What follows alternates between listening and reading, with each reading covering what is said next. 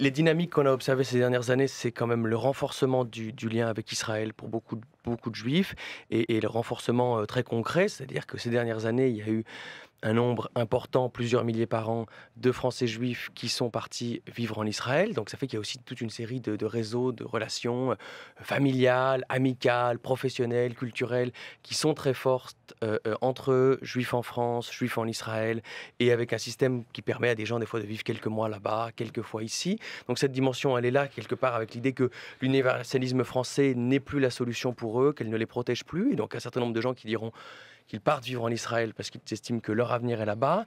Et on avait observé en même temps le renforcement d'un discours qui était un peu celui des Israélites français au XIXe siècle, en réutilisant ce vocabulaire qui avait été un peu réinstallé par Manuel Valls et François Hollande vers 2014-2015, à la suite d'un certain nombre d'attentats, et notamment dans le vocabulaire, en parlant des Français juifs. Et on voyait que là, il y avait une revolonté de réinscrire les Juifs dans le corps national français.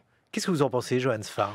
Moi, je pense qu'étant né ici, je suis l'héritier de familles qui ont choisi de ne pas aller en Israël quand l'État d'Israël a été créé. Ça ne veut pas dire que j'ai pas de famille là-bas, ça ne veut pas dire que j'ai pas d'affection pour eux, mais c'est un choix noble qui a mené beaucoup de gens à la mort, mais c'est le choix du vivre ensemble. Et quand le Bund a été créé, il était créé en réaction à ces envies de départ. Le Bund a été créé pour que des Juifs restent en Europe et existent en Europe comme une voie de la polyphonie européenne. Le Bund, juste pour rappeler, c'est un mouvement juif ouvrier du début du XXe siècle qui croyait à une voie juive dans la polyphonie des nations européennes, de la même manière que les Russes considèrent comme diverses nations ceux qui vivent sur leur sol.